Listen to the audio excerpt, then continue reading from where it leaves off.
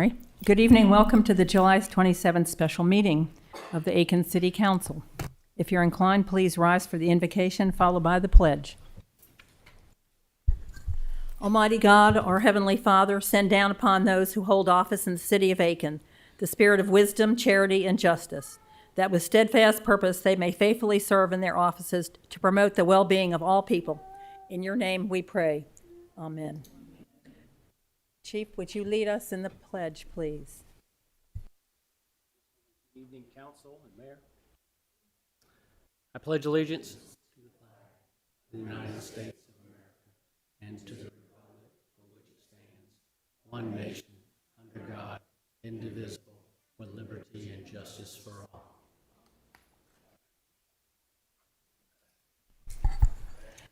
As the meeting begins, I will review the guidelines. Meetings are public forums in which many opinions are expressed, and the business of the city must be conducted. As such, discipline, honorable, and professional decorum is paramount. Courteous and respectful communication is required. During public meetings, all questions and statements from the public should be directed to the chair. If you wish to speak, raise your hand and I will recognize you. Please approach the podium and state your name and address. In order to allow an opportunity for everyone who wishes to address council, speakers should limit their comments to the subject being discussed. Each speaker will be given 5 minutes to address an issue and may only address an issue once unless questions from council are posed to the speaker. Because this is a special called meeting, we do not have a public comment section this evening on non-agenda items. We now move to additions and deletions to the agenda. I recognize Mayor Pro Tem Kay Prohl for this. Thank you, Mayor. Good evening, everyone. We're glad you're here. I have no additions or deletions, so I make a motion that we accept our agenda as it was printed. Thank you so much. May I have a second from someone? Thank you, Councilwoman Diggs. We have one presentation tonight. It is a proclamation designating August 2nd through 8th, 2026 as National Health Center Week. Councilwoman Diggs? Yes, Are you ready for this? I am. My honor. Oh, I'm sorry. I missed this. Sorry. I do. I'm not sure I have it. She made a mistake. You just need to call for a vote.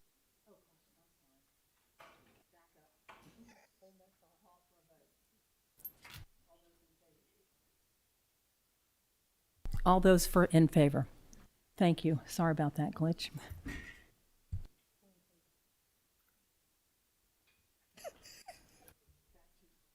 No, it's okay. Okay.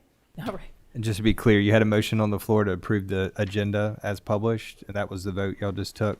I believe everybody was in favor, so you can move on to the next item. Thank you. Thank you. Okay, Councilwoman Diggs, would you like to read the proclamation into the record? I would be honored. Good afternoon, everyone, or good evening. It is my pleasure to read this proclamation declaring August 2nd through the 8th as National Community Health Center Week. My employer is Rural Health Services, and we are a federally qualified community health center, and we serve all of Aiken County with 4 locations. We see people with Medicaid, Medicare, private insurance, sliding scale fees, and we don't turn anyone away for their inability to pay. And we are a one-stop shop for primary health care services. So tonight I have the pleasure of reading this proclamation and presenting it to our new CEO, Ken Burgess, and along with our staff members, some of which are medical providers. Whereas for over 60 years, community health centers have provided high-quality, affordable, comprehensive primary and preventive health care in our nation's communities with limited access, delivering value to and having a significant impact on America's healthcare system. And whereas, as the country's largest primary care network, community health centers are the healthcare home for 52 million Americans in over 17,000 communities across the country. 1 in every 7 people in the United States gets their care at a community health center. And whereas community health centers are governed by patient majority boards, ensuring patients are engaged in their healthcare decisions, and whereas community health centers are locally owned and operated small businesses that serve as critical economic engines, helping to power local communities by generating $261.7 billion in economic activity. And whereas the community health center model continues to be an effective means of overcoming barriers to healthcare access, including geography, income, and insurance status, improving health outcomes and reducing costs. And whereas National Health Center Week offers the opportunity to celebrate America's over 1,500 community health organizations with more than 17,000 service delivery sites, including upwards of 4,400 school-based health centers. We honor their dedicated staff, board members, patients, and all those responsible for their continued success and growth since the first community health centers opened their doors more than 60 years ago. And whereas during National Health Center Week, we celebrate the legacy of America's community health centers and their vital role in building innovative care across local communities where it matters most. Now, therefore, I, Teddy Milner, Mayor of the City of Aiken, South Carolina, together with the Aiken City Council, do hereby proclaim August 2nd through 8th, 2026, as National Health Center Week. I encourage all Americans to participate in this week by visiting their local health center and celebrating the vital partnership between America's community health centers and the communities they serve. Thank you. And would you all come up to the front for pictures and to receive your proclamation? Everyone from Rural Health Services.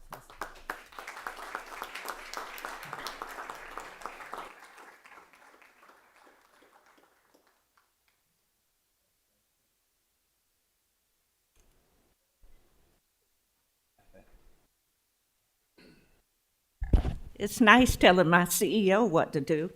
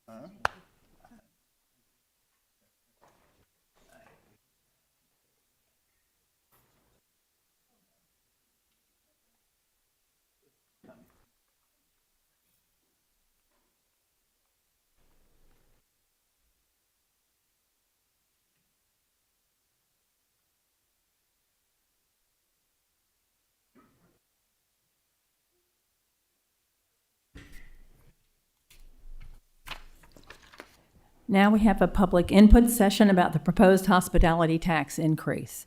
Online comments were provided to council in their agenda packets. Some additional comments you received just recently tonight after the agenda was published, and they were just provided to you all. Mr. Beedmo, will you please introduce this topic? Thank you. We do have this input session. I do want to, I think, make a couple of brief comments of clarification just based on questions and feedback I've personally received regarding this. First, the hospitality tax is set in state statute in the state code of laws, and it cannot be greater than 2%. So the tax currently, as state law is written, and this would have to be introduced as a bill in the state house or state senate and pass both houses and be signed by the governor to change it, but it cannot go any higher than 2%. Right now it is at 1% and has been since 2015. Another valid comment I've heard is the accommodation tax is capped. Why not look at the accommodation tax? Well, the accommodation tax is capped at 5%. By state law, 3% is city or local, and 2% is state. So it cannot go any higher in Aiken. Also, millage. Millage is the city has a millage rate, which is used to calculate taxes on real estate property, personal property like trucks and cars. City has not increased millage since 1989. And of course, the payer of the millage are those of those taxes are those individuals or residents or property owners that own property in the city or have a motor vehicle titled with an address in the city. We have looked at this. The timing of it was based from the sense of the perspective of myself to balance this with the obligation we have to pay for a parking deck, but also with the realization that the expectation as the community grows that our parks and recreation facilities need funding for additional missions and improvements to existing brick and mortar. That is very apparent, I believe. Certainly the 1% capital project sales tax, which the voters have voted by majority vote and passed 5 times since 2000, has helped tremendously. And it has meant that tax increases have not had to be very common, but with the project, the Hotel Aiken project, as well as the needs of parks and recreation, I think the timing is such that having this discussion now is appropriate. We do have funding set aside in our fund balance for the hospitality tax. It's a little over $1 million for a garage. The garage would not exceed $10.5 million. And I know, frankly, I've gone back and forth of how best to socialize it, because I've had some people say you're focused too much on the garage. Others say you're not, if you don't talk about it, you're being untransparent. I mean, the facts are the facts. And I think it's equally important that the needs for our parks and recreation, as well as our entryways and the parking deck, is very, they're all important. Again, roughly two-thirds of the money would be dispersed for parks and recreation and for entryways through our buildings and grounds and related work. That being said, we've gotten a lot of thoughtful comments that's in the agenda packet, and we'll add these additional comments that were received after publication into the minutes for this meeting for the record. But now, Madam Mayor, I know there's a lot of, we're going to hear a lot of thoughtful comments about this proposal that is before council. First reading was held at our most recent meeting, with a second reading coming up at a future meeting, perhaps. Thank you so much. And thank you all for coming. And we will now move to listen to your comments. And each person will have 5 minutes to speak. And we probably will just listen to you and then take it all into account. So I saw someone raise their hand. Would you like to come up first? Just, Madam Mayor, I have a point of clarification. We can ask questions. Yes, And comment and Yes. ask questions Oh. of, okay. yes. Just wanted to make sure we. Right, oh, of course. Okay. Just, we want to, the main gist here is for you all to express your feelings on this new thing. Okay. Thank you. Good afternoon, Ms. Mayor, and good afternoon, City Manager and City Council. My name is Sandra Ford, and I was born and raised here in Aiken and have lived in this area all of my life. I came here tonight because I'm concerned about the changes that I'm seeing in our beautiful and unique city that I grew up in. There's been severe overcrowding due to planning the way that it's been. And one of those examples seems to be the connector road that's being worked on now on Whiskey Road. Whiskey Road is just entirely too crowded, and I'm just going to gloss over this and get to the 1%. But with what I'm hearing, that 172 houses roughly are going to be built and 2 hotels, that's not going to do much to relieve the traffic. So that's one of my concerns, but primarily to get to the 1%, I'm puzzled and have a question. Why is it that with the huge influx of people that have moved into Aiken recently over the past several years, that we're needing or wanting to add a 1% hospitality tax? The revenue generated from sales and from the hospitality tax that we already have should take care of that. So where is the money going is my question. What are we using it for? And why should Aiken residents be strapped with this additional hospitality tax? I have a suggestion. Impose that hospitality tax on visitors when they come to our hotels rather than imposing it on our residents. Don't put the burden on them. This tax, the way you've proposed it, is going to burden local businesses and restaurants and potentially cause them to go out of business. We've seen it already with several businesses right on Lawrence Street that have gone out. And people are going to simply go to places outside of the city limits of Aiken to eat and to shop with that additional 1% tax when they can do that. And we need to try to avoid that. We have more people in Aiken now than we've ever had, and we have less shopping options. Like I said, I've lived here all my life, and just as a perspective, on Lawrence Street back in the day, we had Sloten's, the Gazebo, Julia, the Anna Shop, Mangles, Casual Hut, and I could go on, but you get the idea. There were several other shopping options, much more than what we have now. And this is being framed as a small tax that people will hardly notice. And Mayor Milner even said that in the newsletter that we received this month with our water bill.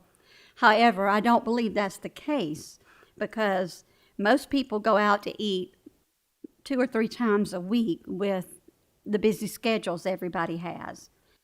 So that 1% hospitality tax is going to add up pretty quickly. Let's be honest, with all the people that have been coming into Aiken, our property taxes will increase. And with that, we're going to have to build additional schools to make room for the new students that are coming in. And this will happen because most of our schools are already close to, if not already at capacity. And I know this firsthand because I was on the school board. This growth and change is not necessarily a good thing when we don't have the road infrastructure to support it and don't have a solid plan for growth that makes sense. Listen to the majority of Aiken residents because that's what we've elected you to do, and we don't want our beautiful, unique, small town to be ruined by overcrowding and additional taxes to pay for things that we don't want or need, like the parking garage. And by the way, if it was necessary, it's my belief that the hotel owners should be responsible for the cost of that. That's the way that I understood that it was supposed to be initially. So that's my feeling on it. I challenge you all to do the right thing for Aiken and its residents.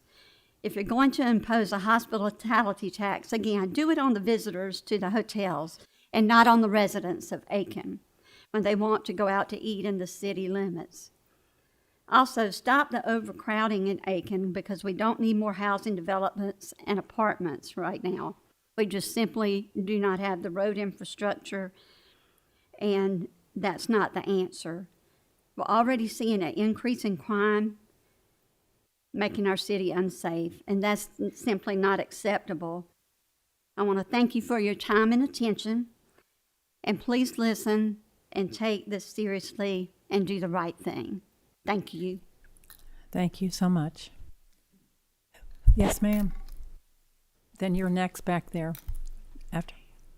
Good evening. Good evening. My name is Edie Cassingham, and I've lived in Aiken now, it's hard to believe, but almost 26 years. And I love Aiken, and I'm coming tonight because my husband told me, why would you bother coming to talk to the council about 1 penny? But you know, pennies add up. As you know, you've got, millions sitting there from a penny already. The reason that I'm coming tonight is that I'm a senior citizen now. I don't like to admit it, but I am. And I'm concerned that this 1 penny is going to disproportionately affect the elderly in our community. And the reason I know that, I was a healthcare provider for many years, and many of our elderly don't cook as much anymore. They have caregivers that go get their meals and bring them back to their home. So it's not unusual that the elderly will have several meals a week that are going to be picked up and brought to their home if they can't get out. And so it's not going to be just a tax on visitors. It's really a 1% tax on residents. And I'm very worried about how it will affect people who are over the age of 65, and especially even older. We have a very large percentage of our population that are elderly residents, and they come here because they love it here just as much as I do.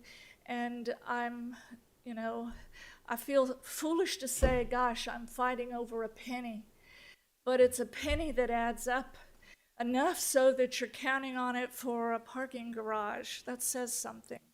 It's not going to be just for the folks who are visiting. In fact, I sort of hate it that it's hitting the tourists, to be truthful.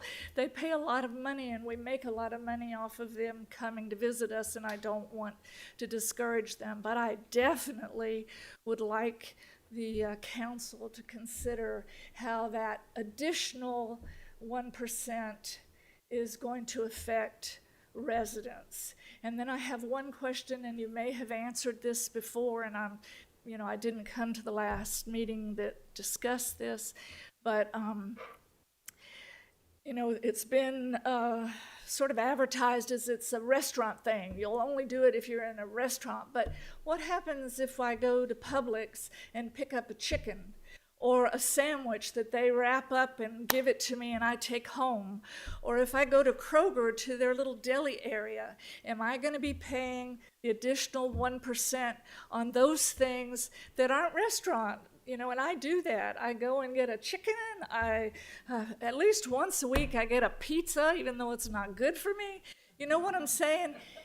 I'm afraid that it's narrowed down for us to think it's just in a grocery store, but I'm afraid that it's being hidden, that it's going to be, gas stations where they have the little food things, and you're going to be paying for that extra money there as well. So I may be wrong. I may have No, misunderstood You're right. it. You're right. They have to adjust their registers. Yes, so for it's the going to be prepared food. wider than most of us realize. So, and that's all I wanted to say. I appreciate your time, and like I said, we have a great town, have a lot to be proud of, but let's try not to harm citizens if we can avoid it. Thank you.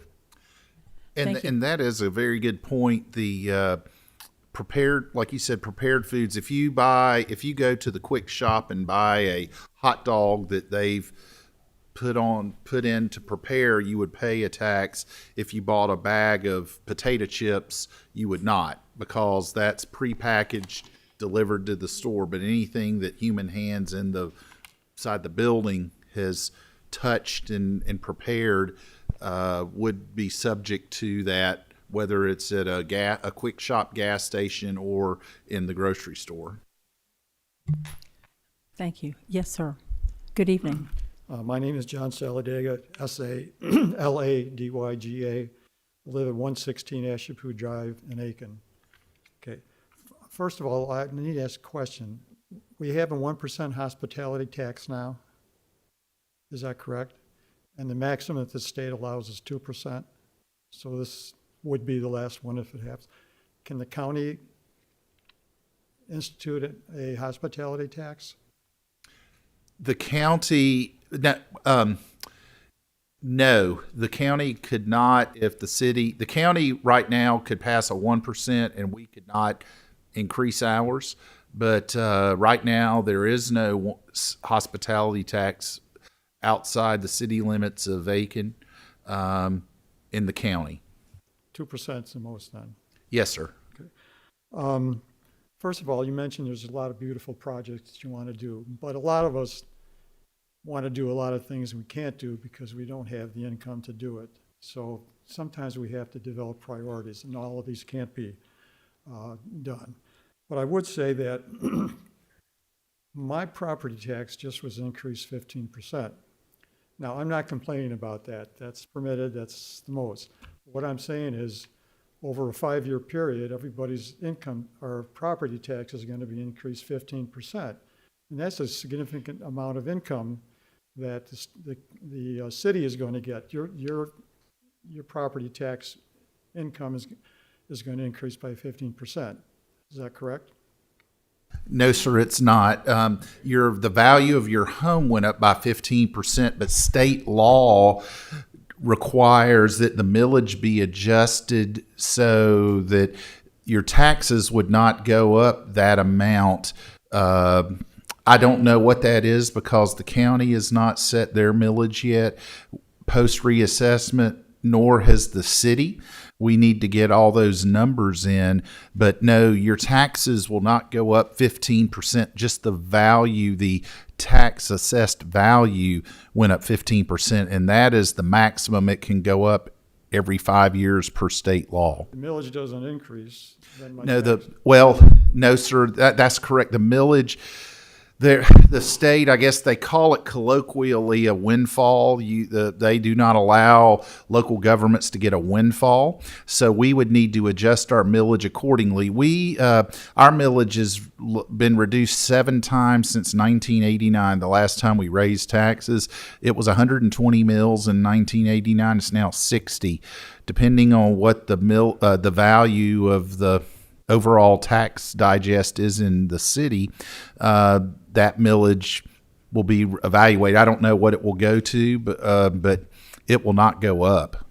But so we have a lot of, as was previously stated, there's a lot of newcomers, there's a lot of growth, there's a lot of additional income that's from property taxes that's coming in. And I know you'll say you have a lot of services to provide, but some of those services are paid for by water and garbage charges. So what I'm saying is I believe it seems to me that all of the additional property taxes that you receive, now it's not going to be 15%, but it may be enough to cover this 1% that you want to do. And I think you should crush the numbers and see if that happens.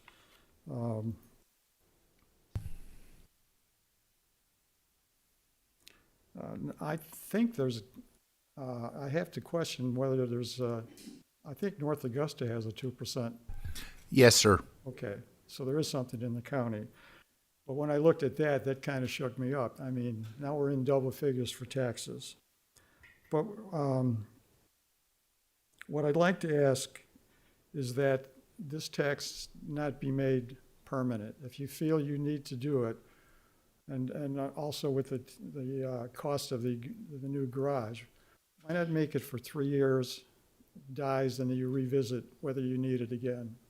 Because a lot of this that you want to happen will take place and may not be recurring expenses. So let's not make it permanent. And that is one thing council will have the ability at any time. The existing tax, council in theory could, and they've done so, they could have a vote to contemplate rescinding the tax. And I know at least on 2 occasions since it was implemented in 2015, it might have been more, but at least 2 occasions, the council voted to keep the tax in place. I believe once was in 2016 or 2017, and then another time was around, it was before COVID, like 2019-ish. We can research that, but I know there were at least 2 occasions, if not more, where council had a vote and contemplated eliminating the tax. One of the times they may have called for a vote, but nobody made a second to have a vote. But I know there was one vote, and I believe it was 4-3 or 5-2 to rescind it in favor of keeping it. But yes, council reserves the right at any time to evaluate that and rescind it. Okay, what I would like to see with this ordinance is put it in there that it's going to only be for 3 years. So you're forced to look at whether we need it again.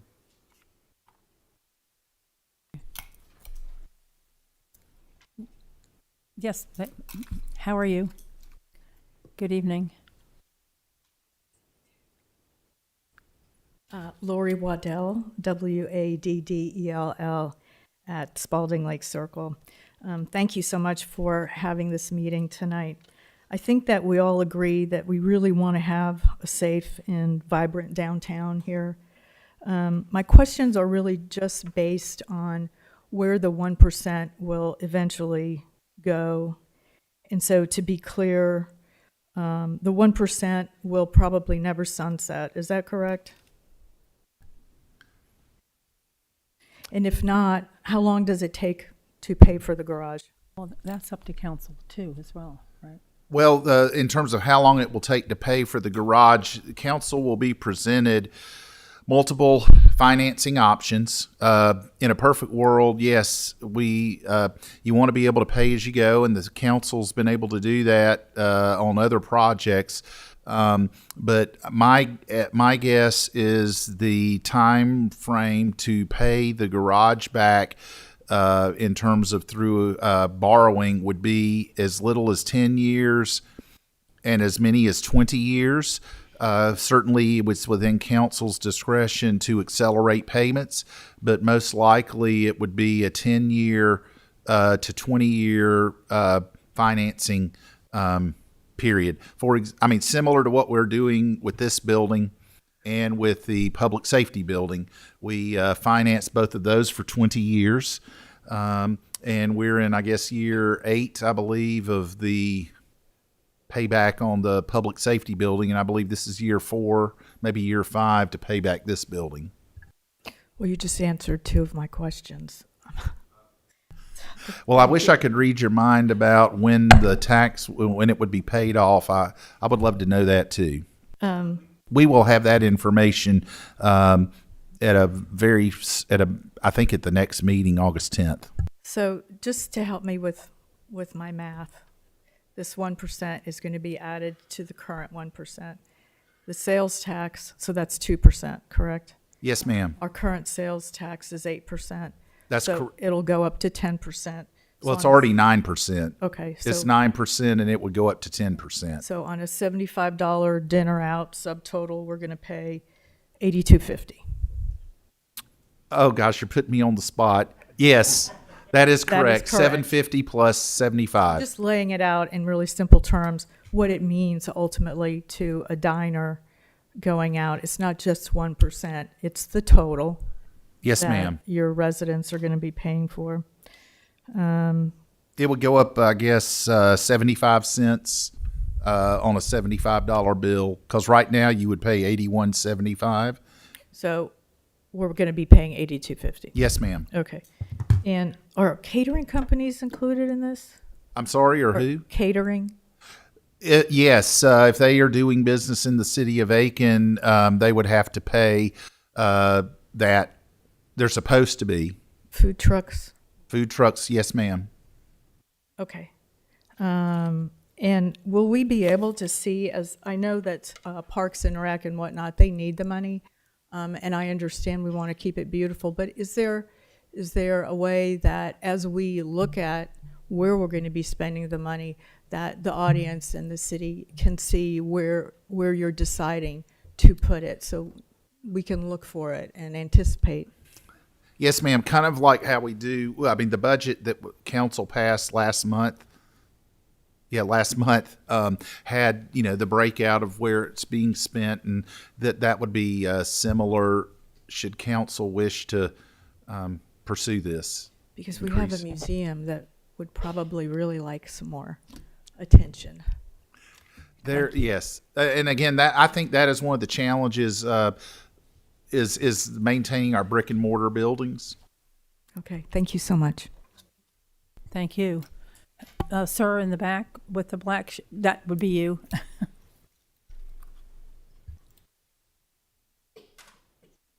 Good evening. Hello, Council, Mayor, thank you, Manager. My name is Walter Clifford. I'm the Director for Aiken Football Club. I just have a brief statement that I'd like to share with you guys. On behalf of Aiken Football Club, a 501c3 nonprofit organization that serves more than 1,000 participants between the ages of 7 and 66, we are pleased to express our support for the proposed 1% hospitality tax increase for the city of Aiken. Aiken Football Club is one of the largest and fastest growing youth sports organizations in the central Savannah River area. Each year, we proudly serve our community through 25 competitive travel teams, as many as 95 recreational teams, and as many as 16 adult league teams, providing opportunities for players of all ages and skill levels to participate in the world's most popular sport. Our travel teams compete throughout South Carolina and the Southeast, while also hosting visiting clubs and occasionally hosting smaller tournaments in Aiken. And these events bring hundreds of athletes and their families to our community, generating significant economic activity for local establishments. Investments in quality recreational facilities not only enhances the experience of our local families, but it also positions Aiken to attract larger tournaments and sporting events that create lasting economic benefits for our city. South Carolina law, as you stated earlier, specifically authorizes local hospitality tax revenues for the purpose of developing recreational facilities and tourism development.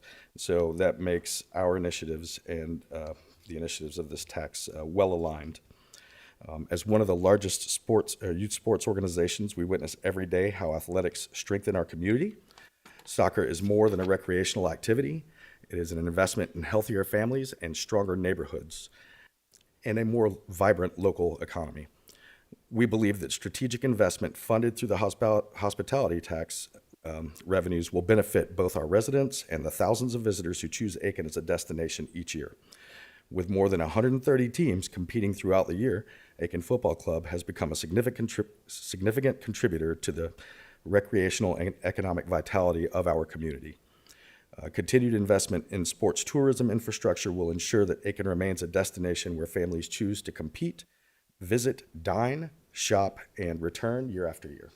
So we hope that you'll follow through on this. Thank you.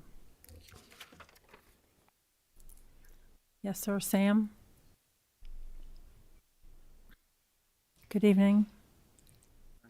How are y'all? I actually wrote things down today. I am Sam Erb. I live at Dibble Road here in Aiken. I have two hats on today. No hat, I know, but two hats. One is the Aiken Corporation.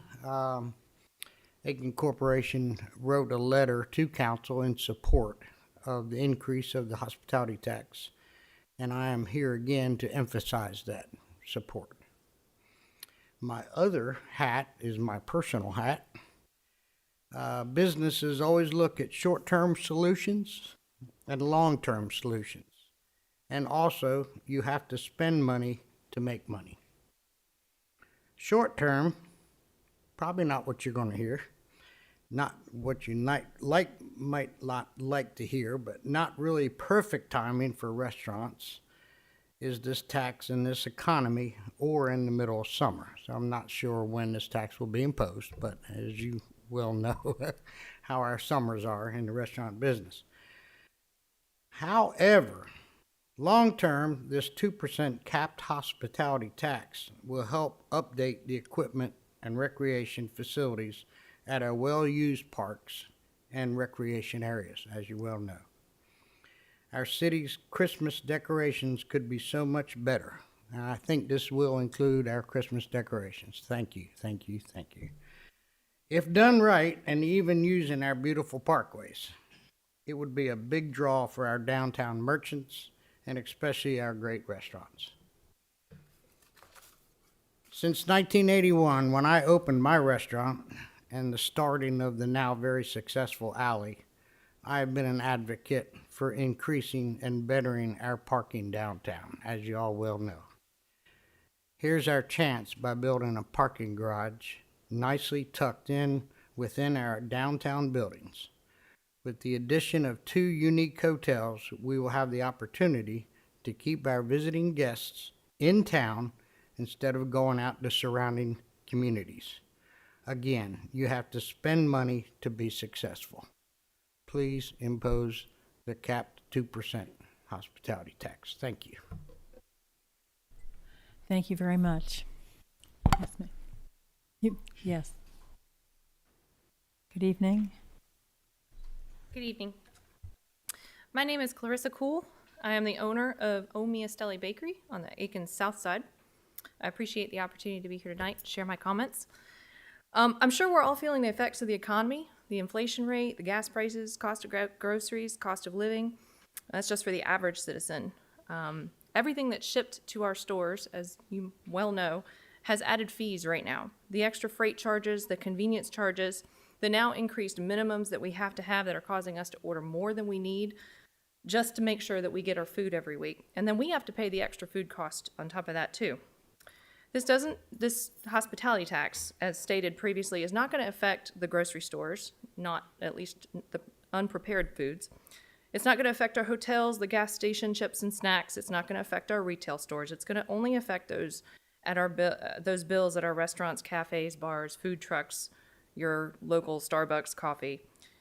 And maybe most of us or some of us don't mind paying that extra 50 cents on our restaurant bill, but the citizens of Aiken County, who all shop and dine within the city limits, whether they can afford to come downtown or not, are not necessarily going to feel that same way about that extra 50 cents. I recently had to raise my prices, as most restaurants have had to do, and my customers noticed. And they're not paying that extra $50. They're paying, $10, $20 at my bakery. They're going to notice again in October, and they're not going to blame city council. They're going to blame me, and they're not going to tell me. They're just going to stop coming. So I'm going to ask council, why us? Why the restaurant industry? Why do we deserve the burden for all of this? We who have the lowest profit margins, we who have one of the highest rates of failure, we, the majority of us who are not even downtown, why us? Picking the easiest low-hanging fruit may not bear that fruit in the future. Then there's the argument that we've heard about keeping up with the rest of the cities who also have that 2% tax. In keeping up with the Joneses, those Greenvilles, Charlestons, Hilton Heads, Andersons, this argument, I believe, fails to see the whole picture. So let's take a look at it. Aiken's effective tax rate, as we've stated, is going to be 10% with the additional tax. Including their 2% hospitality tax, Greenville's effective rate is 8%. Anderson's is 9%, Charleston's is 11%, and Hilton Head's is 13%. Do we really believe we have a tourism economy in line with Charleston or Hilton Head? Do we have a university like Clemson that supports that kind of influx of out-of-town students like Anderson? Do we have the population of variety of business headquarters and a major airport that Greenville has? Yet our community that has proven challenges maintaining sustainable restaurants and doesn't have any promises of a sustained influx of people needed to support this tax increase is expected to bear a 10% tax. Tax increases don't build the next Charleston or Greenville. Thoughtful, effective planning and sustainable financial practices do that. Right now, I don't believe our economy can support another tax hike. And here's why. When I opened my shop, my mission was to be a supportive community bakery. From the day my doors opened, I built what we called the Bread of Life wall. It's a mirror on which tickets are stuck that are already bought and paid for. It's a pay-it-forward concept. I've never had a problem keeping tickets on that wall. Customers would frequently add a meal to their own ticket to provide for someone else, and I always had more tickets and extra dollars to provide for the community. For the first time, that wall has been empty this month. I put my own money in often to ensure people that come into my bakery that can't pay can have a bite to eat. The funds have dwindled because people have already started cutting back. The first signs of a struggling economy is in the reduction of charitable giving. What does that matter in this conversation? Because first it's charitable giving. That is reduced in economic uncertainty. The next thing is eating out. It's a luxury already being dialed back, and this additional tax will only make that worse. And for what it's worth, you don't need to take just my word for it, or even the words of those in this room. At some point, it's going to be brought up that there are many people, many voices that aren't being heard here tonight. And I agree that those voices matter too. Perhaps they would agree with the tax hike, perhaps they won't. So let me be their voices for just a moment. I'm bringing with me tonight over 550 signatures. Throughout the month of July, myself and my neighboring business owner, Julie Mogi of Julie's Sandwich Shop, Just Julie's, placed this petition in our shops. In short, the petition reads that we object to the increase in the hospitality tax at this time. We are requesting full and transparent public accounting of the current revenue, expenditures, and remaining balances, the specifics. We ask that council demonstrate measurable outcomes of the existing receipts before proposing a new increase. We ask for detailed project plans, budgets, schedules, much like what was just asked for about upcoming projects, including the parking deck. We respectfully request City Council seek alternative means to fund their downtown development capital projects that don't solely burden one singular industry. Thank you. I got one more statement and I'm done. Go right ahead. If it is, we aren't opposing a tax. It's just one that is not transparent or effective for the majority of the payees. If it's a parking deck you want, tell us and we'll find the right way to pay for it. But don't try to sell us parks and rec projects that we may never see. So respectfully, I ask City Council, is it worth it? Thank you. Thank you for your comments. Madam Mayor, could I ask her a question?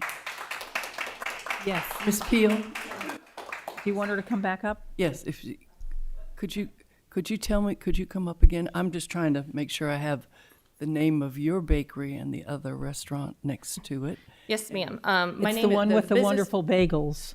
I knew that, but I wanted to make sure. The bakery is O Mia Stelle, OHMIESTELLE. The only one open during COVID. That's right. Not COVID, during the hurricane. Yes. Yes. And then Julie's. And Just Julie's. Yes. Julie's. And Julie Mogi Right. She was supposed to be here tonight, but she couldn't. Do you have a copy of what you? I can provide this to you. Yes. I would love a copy of what those petitions are signed. Absolutely. That would be wonderful. Sure Thank thing. you. And we're continuing to gather these names in both of our shops as we speak. So there's still more at the shop. So 550 was what we had as of 2 days ago. So who do I give this to? Yeah. Thank you so much. City Clerk. Thank you. Yes, sir. Yes.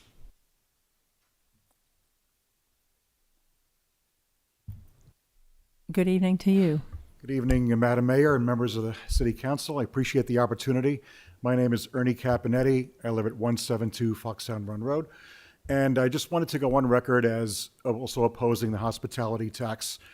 I realize 1% in a vacuum doesn't seem like much, but I look at it, and I'm also a senior, as another one of my citizens also said. I'm a senior as well, and there are a lot of things that are going up, and this is just one more thing. And I look at the taxes as 10%. I'm, unlike I think some other folks, I'm a shorter term resident of Aiken. I've lived here almost 9 years, and I've come to love this city. It's a beautiful city, and it offers a great quality of life, and I don't want to see that quality of life eroded in any way. I understand the need for the revenue to a degree, but I think the 10% sales tax imposes a burden, as has been indicated, and I would be one of those who would sign that petition next time I'm at either Stella's or just Julie's. And just want to be on record. And I'll make another point as well. I have lived in many other places, traveled to many other places in the country, and rarely, if ever, have I seen a 10% sales tax. And these are some high tax areas. Where I came from, the sales tax on most everything was 6% and 0 on clothing. Here I'm paying 8% sales tax, 9% on restaurants, and now we were proposing it go to 10. I like the idea of the possibility of using this hospitality tax only on hotels. So visitors would pay more of the burden on that than our residents, who are already, I think, taxed quite heavily, not just at the city level, but at the federal level and state level as well. And I just think this is one more burden in a time of a tough economic environment. So that's really all I wanted to say. I don't want to belabor my time. Again, thank you for your time and attention. I appreciate it. Thank you so much. Yes, ma'am.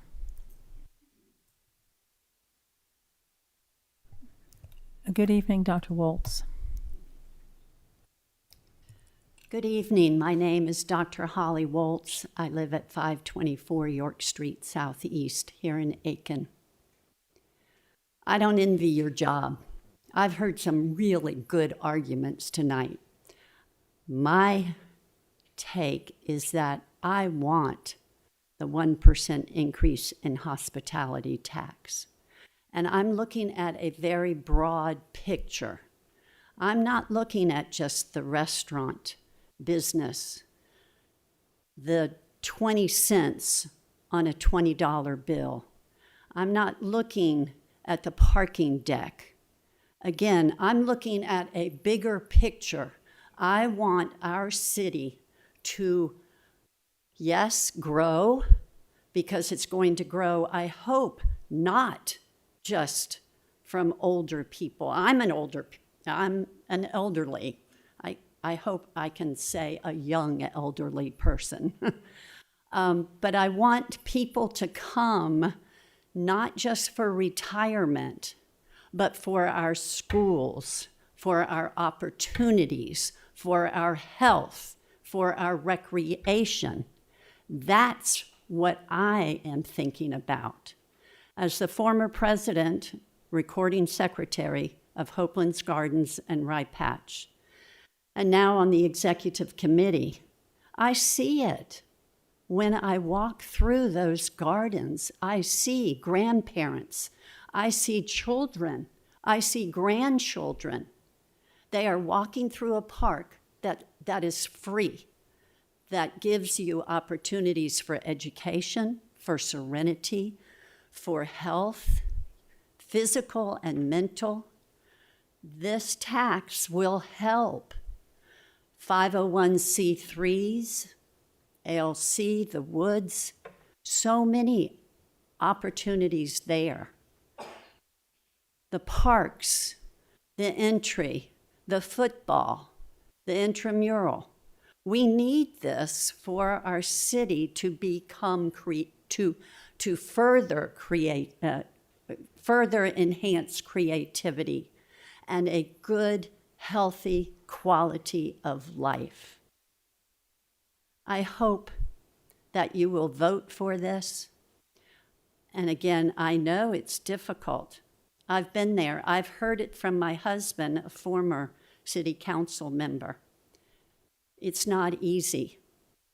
But I think these people have visited these wonderful places, these community hubs like Smith Hazel, Odell Weeks. We can't continue to have those if we don't have, I think, a fair and equitable tax. I hope you pass it. Thank you for listening. Thank you. Oops, yes, Mr. Peter? Oh, sorry. You go.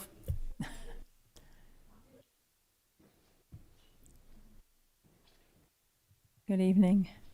Hello, everyone, and thank you so much for your commitment to Aiken and for the work that you do. I'm so grateful. I am Julie Whitesell. I live at 121 Linwood Drive and glad to have been annexed into the city, so I'm excited about that. So thank you all for that too. I am not here to speak on behalf of the South Carolina Association of Realtors, but I will tell you that that is a hat that I wear. I am the president-elect of the South Carolina Association of Realtors. We have 30,000 Realtor members, and one of the things that we love to do that is our passion is to advocate for private property rights and homeownership. And I can tell you that South Carolina has, and y'all know this, South Carolina has had unprecedented growth throughout our state. And I'll say that I am in real estate. I was born and raised in Aiken. I'm 48 years old. I've lived here my whole life. I've had the pleasure to go to college other places and live other places for a short period of time, but I've always come home and my parents live here as well. I can tell you from my experience in real estate that people move here because our taxes are so low, and I'm bringing that up because many people have mentioned property taxes. I can also tell you from my position with SCR, with the South Carolina Association of Realtors, that we were proud to advocate to raise the senior homestead tax exemption. We tried to get them to go higher than they would, but we were so thrilled that state legislators compromised and agreed to raising that to $75,000. So I'm excited for that, for the senior members of our community that spoke up and have concerns about the 1% hospitality tax. I am grateful to our state that we have the opportunity to be able to raise our hospitality tax to a total of 2%. I'm here to speak in favor of that from my position at SCR, not speaking on behalf of them, but just from my experience and my knowledge of what's happening across the state. I'm also a parent of children that are 16 and 13. My daughter Shyla is also plays soccer for AFC. I can tell you that we went to Columbia for a Carolina Cup event and we spent the night in Columbia, even though we could have driven home, but we had early meetings. We had, I think, 13 teams from our AFC that attended that in Columbia, and I believe there were, 33 total clubs that were registered. They were from all over the state, also from North Carolina and further. Consider what Columbia was able to gain from a hospitality tax from the visitors being there. We have visitors all the time. I'm for it. Shyla would love to see something happen in the park at Citizens Park, and I'm grateful that the hospitality tax can do that. I agree you have a hard job and so many perspectives to listen to, but I want to speak in favor of the increase of the 1%. So thank you. Thank you, Julie. Yes.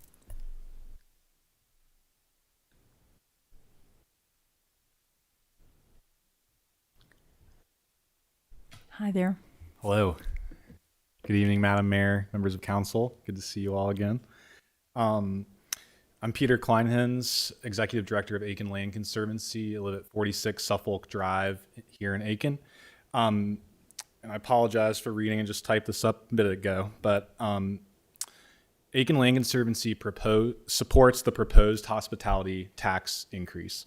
We feel that this increase will generate needed revenue for parks and other community assets, such as the Carolina Bay Nature Preserve that we protect with a conservation easement held by Aiken Land Conservancy. City parks are treasures for our community that provide benefits ranging from outdoor recreation and public health to clean air and water. Parks are centerpieces of most communities in which they occur. Taxes are intended to provide community services and benefits within the geographies in which they are applied, and that appears to be exactly what this increased tax will achieve. Yes, the economy is struggling, but that's exactly when parks, free parks, are needed the most. In particular, we hope that the funds will assist with the creation of a greenway between the Shaw's Creek Preserve and Generations Park. Talked about that before, and I think it would be a fantastic asset for the community. We feel that this would be a prudent, environmentally smart, and economically beneficial move to entertain. Many communities, growing communities around the state, have applied hospitality tax increases to meet additional community service demands. I simply encourage all of you to apply expenditures of the hospitality tax, if approved, in ways that reflect stated goals of the city's comprehensive plan whenever possible. In closing, I appreciate council and staff's desire to keep finding ways to improve Aiken. I know that this is not easy to balance community concerns, and I appreciate your efforts to do so in this particular circumstance. Thank you. Thank you, Peter. Yes, ma'am.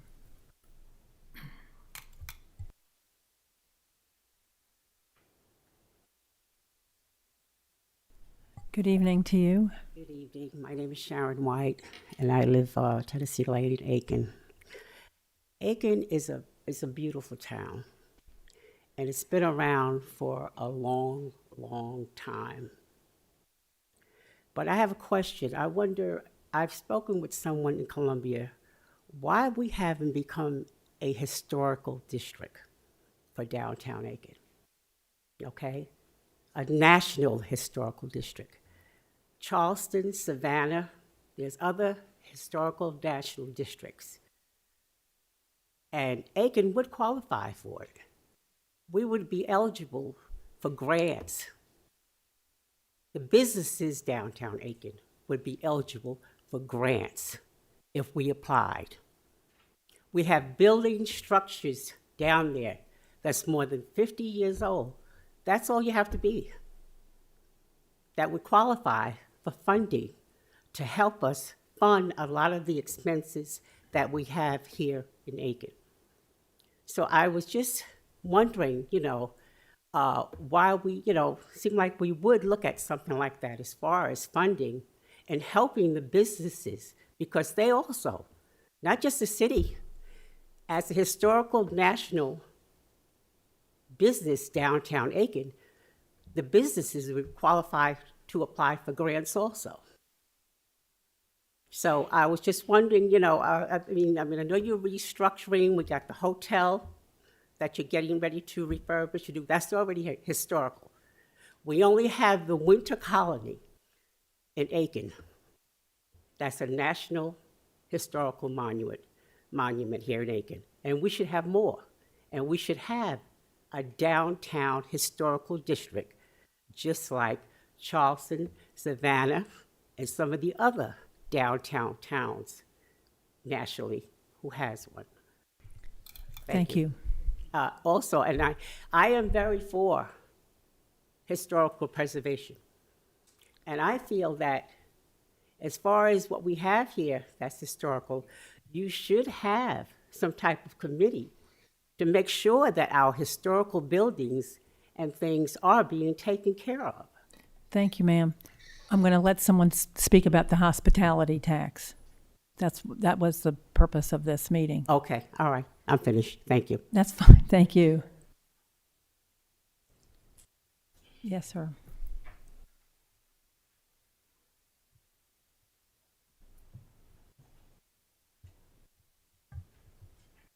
Good evening. Evening. Thanks for the opportunity to speak tonight. My name is Alex Jingaleski. A little nervous. I got up in front of a group of people in a while. I've lived in Aiken for 26 years, 25 of them at 1420 Audubon Drive. My family loves Aiken. We are originally from Charleston, and everybody says, why are you in Aiken? Because we love Aiken. We like it. It has been a wonderful place to raise a family. The reason that I'm here to speak today is real simple. I do have a major issue with the hospitality tax. Bluntly, I feel like you're looking to double the tax without presenting a comprehensive plan as to how it will be used. That's where my issue therein really lies. Is it very necessary? Is it the only option? Okay. We know we have a signed agreement. We have to have the parking deck built. I also remember downtown being super crowded when Hotel Aiken was open, and everybody said, we need a parking deck terribly. Okay? That was 2015. Right now, the problem is we're selling the parking deck as a free parking deck, and it's not, because we're getting charged a tax and giving away 43% of the parking spots in it. Those won't be free. Those won't be for the public. Those are for the hotel. You know that. The original tax in 2015 was slated to fund that parking deck that I just talked about, that back in the day we all said we needed. And as Mr. Biedenbaugh just said, when that parking deck wasn't built, kind of different context, but the tax wasn't rescinded. Okay, so I think we have some proof that we all know that this may not really go away. So to the earlier comment about could we look at putting something in, that's great. Because we have a tax that's there already that wasn't repealed when it wasn't used how it was sold to us. Okay? I'm a huge supporter of our Parks and Rec. My daughter has played 4 or 5 sports. If y'all know me, you know Lauren. You know Lauren plays a ton of sports. She's going to be a PE teacher. A lot of that is because of the sports that she played here in Aiken. Okay? My wife and I, we live on Audubon Drive. I'm right around the corner from Citizens Park. We walk there all the time. Now, I'm going to be honest, at night, it's gotten really, really hard with all the people parking on the street, the people driving on the walking tracks, all the different issues, because it has become extremely crowded at Citizens Park in the evenings. So now I've started going to Odell Weeks. We've actually started walking more in the Horse District because it's very close for us. But those tracks are wonderful. We use it. We use it all the time. So I have a vested interest. I have the same kind of vested interest that our football club has, that our other people have. But I'm looking at this a little different because I still don't see a big plan. I'm hearing a lot of could support. I'm hearing a lot of we could have playgrounds, we could have parks, we could have beautification, we could have Christmas decorations. We could have a lot of different things. Even tonight, we've heard Mr. Biedenbaugh talk about, green space or groundwork in buildings. And then we've heard Mr. Erb talking about Christmas decorations. So we're all over the place. We don't know what it's going to be used for. Sell it to us. Give us a plan. Let us know how this is really going to be used. The PRT program, the PRT needs survey doesn't even end until Friday. We couldn't even have that information here tonight. Okay? Basically, let's see. When we think about all of this, we also think about, and I'm hearing our residents talk about who's really paying for this. I think we've already talked about this in an earlier meeting. I heard it said, one third comes from out-of-town people, but 2/3 of the revenue from our tax comes from our residents. So is this really a tax on our residents, or is this a tax on visitors? Because 2/3 says it's a tax on us. Okay? I don't like hearing things like, and I'll just be honest, it's just a personal thing. I don't like hearing, well, North Augusta has it, so we should too. I don't think that's the right way. That's the right reason. I also think that this is a bad time to raise taxes, given the fact that in our state, we've not only reduced property taxes on items such as boats, but also working to reduce income tax, and even potentially we're a lot of talk, right, to go into no income tax. So, but here's Aiken looking to raise tax. That's bad timing, okay? A lot of things I've heard about is growth. Starting to run out of time. One of the things I've heard a lot about is growth, but Councilman Messina brought up that over 5,000 new homes had been approved with 12,000 people. Well, when those homes are approved, why are we not making them pay in to contribute at that time to reduce the strain on Parks and Rec? Thank you. Okay, thank you. Thanks a lot. And I would like to say, we do, council approved in 22 the master plan for PRT, and it talks about facility recommendations to include, significant renovations, retrofits, and additions to facilities that are outdated, including Odell Weeks and Smith Hazel. I know Smith Hazel was a primary focus. You Some of you that were on council remember we had a ribbon cutting for the fruits of that 2 days before Hurricane Helene came through. So we do have that plan from 2022 that was approved by council, and we're doing the update, which we'll hear about, I believe, at the August 10th council work session. So I did want to state that just so there's not any misperception that there isn't a plan. Thank you. Anyone else like to speak? Yes.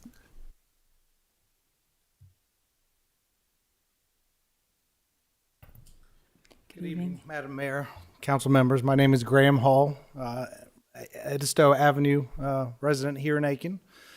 I am currently the Aiken City Recreation Chair and have been on that board for several years now. I've been a 41-year member of Aiken outside of the few years I went to college. So love this town, been very invested in this town as it relates to endeavors, nonprofit commitments, business relations, and I have a family here that used the facilities in Aiken, recreation, parks, tourism, the like. So the commission has been in favor for this tax for many years. I think the appetite now for commissioners or for council members is now could be a good time. I totally get the concerns of restaurant owners, particularly those maybe not associated with downtown, and how that relates to them. But I think when you hear a longtime restaurateur, Sam Erb, speak that this is long-term picture, this is a benefit. It will ultimately pay dividends long-term for our small businesses.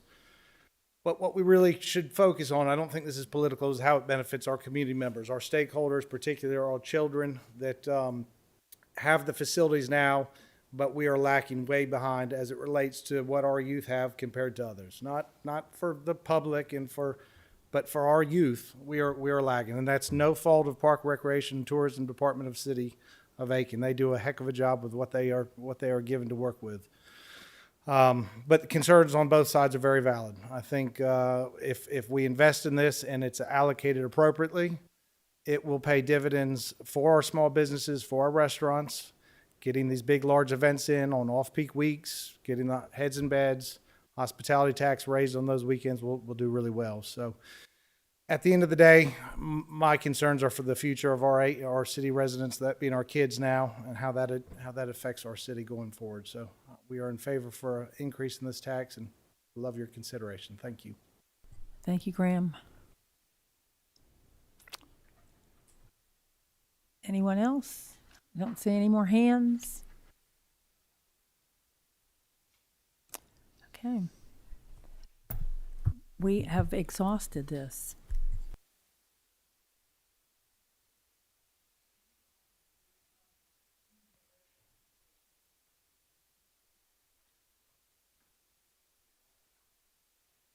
I'm sorry. Thank you all for coming and expressing your opinions. We truly appreciate it. And we love the fact that you are involved and are interested in what goes on in the city. We have one item of old business this evening. It is second reading and public hearing of an ordinance to extend Oliver Hospitality Group's option to purchase property in connection with the redevelopment of Hotel Aiken and certain surrounding properties. Mr. Biedenbow. Thank you. This is an ordinance of the City Council of the City of Aiken, South Carolina, authorizing a supplement to the existing agreement for the sale of certain real property in connection with the redevelopment of Hotel Aiken and certain surrounding properties and other matters there related thereto. This is just an extension of their right to purchase. It expired actually about 2 weeks ago. This would extend it to October 12th with an option to extend it an additional 60 days. From what they are telling me, and just from what I'm hearing from other folks they're working with in terms of from the lending standpoint, we don't expect this to go further than the initial 60 days. They're just getting all the paperwork in order. But since the option has expired, in the interest of transparently moving this project forward, it was believed best to have this extended by the council for your consideration. You heard this at first reading at our meeting July the 13th, and it is before you for second reading tonight. Thank you. Do I have a motion, please, to accept the Madam Mayor, ordinance? I so move. Councilwoman Broll made the motion. I second. Second from Councilwoman Diggs. Any comments from the public? Yes, sir.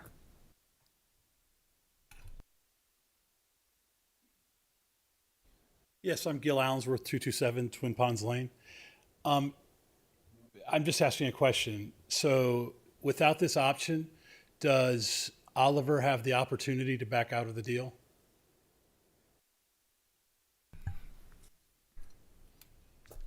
I mean, I'm not a realist. There's nothing to prevent them from backing out at any time. But that's a speculative question that. So what's the need? That's to a speculative question. What's the reason to re-sign the option? Because it's expired, and I think after what we went through with the prior project that was known as Pascalis, I just believe it is appropriate to bring this to council to renew it, because we want to do things differently than how Project Pascalis was done. But so my concern here, Stuart, at this point is, why did this option expire? I will tell you, I think the main reason why it expired is they gave a presentation to the Design Review Board, I believe in May, a work session, and Design Review Board received everything favorably, and they were moving, but they had work to do to try to get the project moving forward, and they were rushing to get it to the meeting of the June Design Review Board. And I said, you do not need to rush something this important and substantial. Take your time and do the design correctly and respond to all of the Design Review Board concerns. And because of that, it did not get to the Design Review Board until July. And I mean, that's just a conversation I had with them because of the gravity of this. And frankly, I think nobody would dispute it's a very scrutinized project. And the option lapsed July 12th, and this would extend it. There's no, again, it's just showing, since the public and plaintiffs in the Blake lawsuit were very clear, they believe things weren't done properly. This is just, I believe, trying to do things in a way that shows we're being transparent and following good established practices. I think we're on the same page, Stuart. Oh yeah, but it's just, it is unusual. But I take the if you want, I don't really think it's blame, but I mean, I told them, take your time to put this together. The thing from the citizenry, yeah, you brought up Project Pascalis. Oh yeah, we sit back and we read that we lost $5 million and as a city, and we read about the lawsuit, and we understand everything the city's going through and all the trainings and the countless hours that, I mean, sure, you're having to handle, and the expenses that we're having to incur beyond the settlement, just the actual running of the city. And I mean, it's a big deal. So when I see the option to purchase, it caught me off guard. I was not aware. I missed the first reading of it. So, and then this may be a little bit out of tune, and if I am, I apologize. Have you negotiated at all with that? I think people are looking at the 43% of the parking garage as a negative. I don't see it as a negative. I see it as a positive. So they're going to be paying. They're going to be paying a market. Paying a bill. Is that going to cover? Could that potentially cover the, for lack of a better term, mortgage payment on the? Probably not. The rate. And again, we have not determined a final rate. Okay, yeah, that was the but next question. probably not. The rate, I do expect it to be in a range, give or take $50 per space per month. Okay. All right, that was all. Thank you. Thank you. Any other comments? Yes, sir.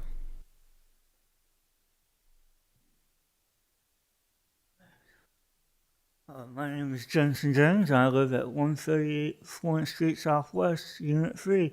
Good evening, Council and Madam Mayor. I just had a quick question, because I've been following this as best as any of us can, and maybe I've missed some details along the way, but maybe some clarification on this would be helpful. So we're asking for extension for these individuals to buy the property, but why were we in such a rush to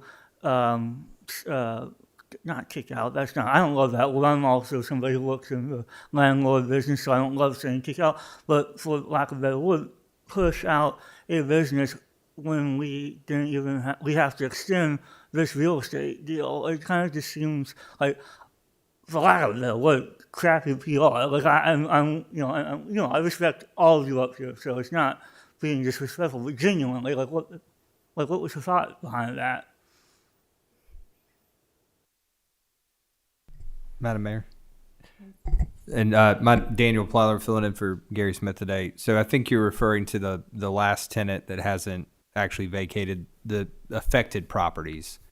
Part of the reason I'm going ahead and sending out the notice saying, hey, and for the public's benefit, this is a conversation that actually started back in 2021 when Pascalis was still going through, and a lot of the plan that Oliver has for the property is similar to what would have been done if that project had gone through. And it knew that it was going to affect certain properties, especially along the corner of Newberry and Richland. So there were some conversations there about, hey, at some point in the future, we're going to have to ask you to vacate so that this project can go forward. The process of actually getting a tenant out can extend for an extremely long period of time. So when it became clear that Oliver was ready to move forward, the council's position was then unfortunately we're going to have to go ahead and ask that last tenant to vacate. I know there's been some talk about why it was 20 days. There's a state statute when you're dealing with the ejectment of a tenant, you have to give at least 20 days notice. I can tell you that time frame is being negotiated. I can't get into the details of that, but 20 days is what the statute requires, is the reason it was worded that way. But it's at a point where, because it could take a considerable period of time to get a tenant out, we had to go ahead and start the process, but we are trying to work with that tenant on exactly how long will it take for you to get out. Awesome. I think that's great, and it helps clarify for us. Like I said, I think you guys do a lot of hard work. This sales tax increases are, of course, a big bugaboo for some folks. I'm going to say I've been on the fence with it, but as a young father, as a father of a young child, I see the benefit. It's like when we talk about the taxes on our roads, we're talking about, the roads need to get fixed, but they're not getting fixed because there's not enough taxes. Well, you at least have some foresight to say, hey, these infrastructure of our parks and our facilities need to have some sort of stable funding. So I see where you guys are, and I support you reluctantly so in that endeavor. Thank you so much. Thank you. Any other comments from the public? Comments from council? All those in favor? It is unanimous. Thank you. We will now move into an executive session. The session notice reads as follows. On Monday, July 27, 2026, after the special council meeting, the Aiken City Council will go into executive session pursuant to sections 30-4-70, parentheses A, parentheses 2, and parentheses 3. There will be discussions regarding the lease of city-owned property. There will also be discussions regarding negotiations incident to a proposed contractual arrangement and the receipt of legal advice where the legal advice relates to a pending, threatened, or potential claim or other matters covered by the attorney-client privilege. Specifically, City Council will discuss the following. 1, the receipt of legal advice regarding contractual discussions and a pending, threatened, or potential claim regarding the property known as 213 Richland Avenue West, Aiken, South Carolina. City Council may take formal action in a public meeting following the executive session. Is there an motion to go into executive session, please? I so move, Madam Mayor. Thank you, Councilwoman Broll made the motion. I need a second from Councilman Waldo. Thank you. We will now, all those in favor? It's unanimous. Thank you. We will now move into executive session in room 315.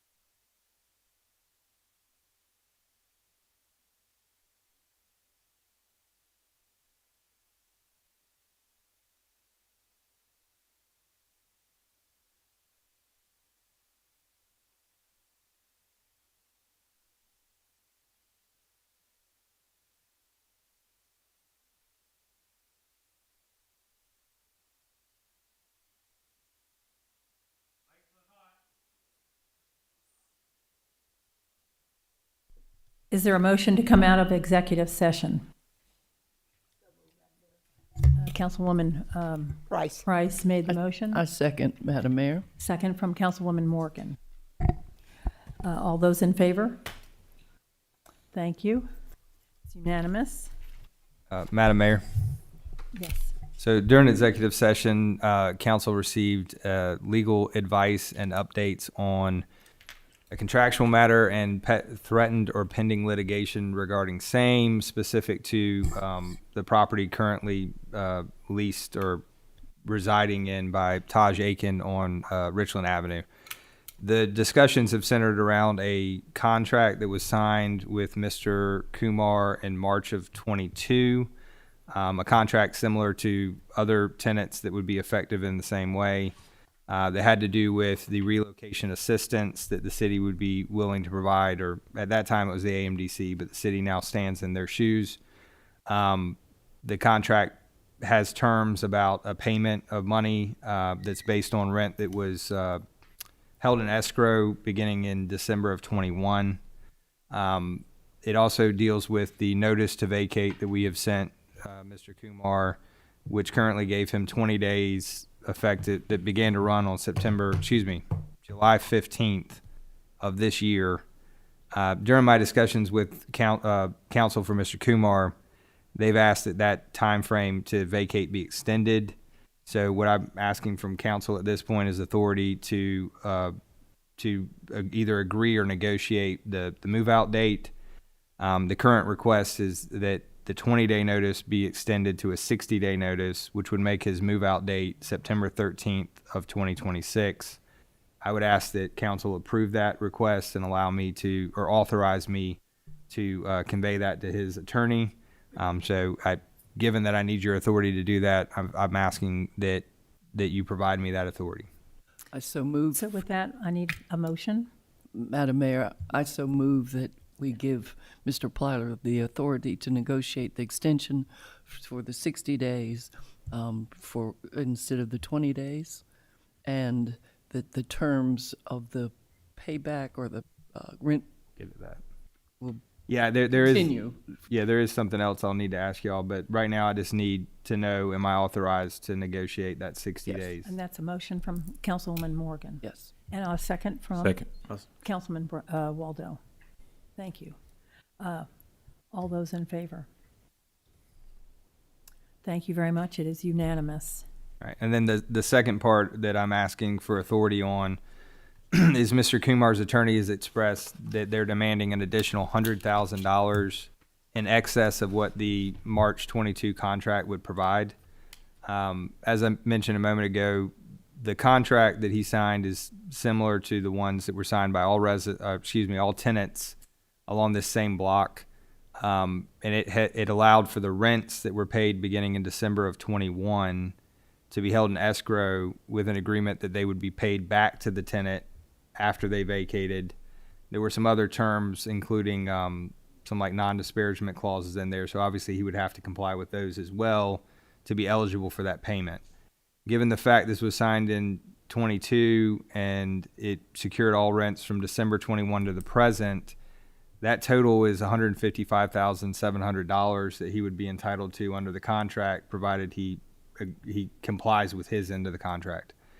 So what they're asking for is $100,000 in addition to that $155,700.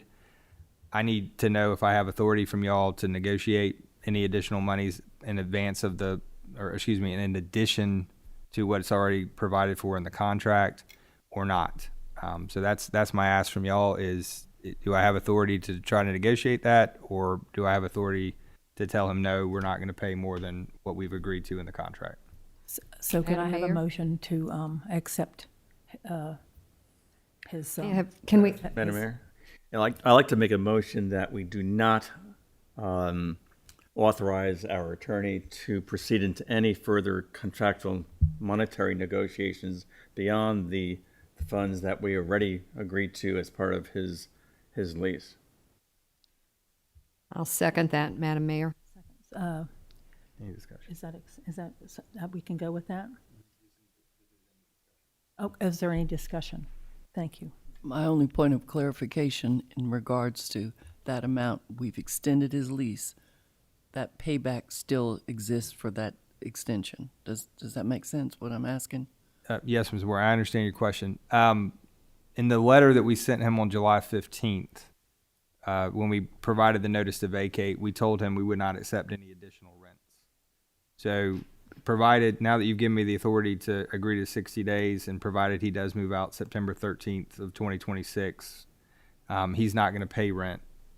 He won't pay rent in August and he won't pay rent in September. So there would be no additional funds added to it. He would just not have to pay rent. But he would still be entitled under this extension to the monies of rent held in escrow, and that amount would be some 150,000 plus. Right, it's 155,700. The rents are 152,700, but there was a $3,000 security deposit, so you add that to it. And again, that is all contingent on him complying with the terms of the contract, which included he would vacate when asked to vacate. So what you would be doing is saying the date we're asking you to vacate is September 13th of 2026. So provided he complies with that, then he would still be entitled to the payments under the contract. Okay. So nothing has changed. He is held whole for the benefits that have been promised him as long as he gets out and complies with the terms and the extension that we've given him. And the motion that Mr. Messina has just said is that in regards, that is not affected, but a desire to add $100,000 to the settlement or to authority to settle is what he says no to, not correct, yeah. what he's entitled to already. Yeah, the motion that's on the table that y'all would be discussing and voting on, as voiced by Mr. Messina, is we're not saying that we won't pay what we said we would pay under the contract. We're just, you're telling me that I don't have authority to negotiate anything in addition to that. That's the motion that's currently pending. Thank you for that clarification. So I have a motion from Councilman Messina, and I need a second. I It was seconded. Oh, was by? Oh, I missed Just need that. to know if there's any additional discussion. That's right. Okay, sorry. So now we're ready to do a vote. If there's no additional Is, discussion. any more discussion? Madam Mayor, if I may, Mr. Plyler, the contract that we have with Mr. Kumar was very similar to the contracts with the other clients, correct? The other. Yeah, my understanding is the same contract was offered and signed by everybody that would be affected along Richland and Newberry Street. Okay, thank you. If there's no further discussion, we will go to the vote. All those in favor? Thank you. It was unanimous. Thank you. I appreciate y'all letting me know what my authority is. Thanks. Thank you very much. Is there a motion to adjourn the city council meeting this evening? So moved. So move. Second. Councilwoman Diggs and Councilman Waldo made the second. All those in favor? Thank you. The meeting is adjourned.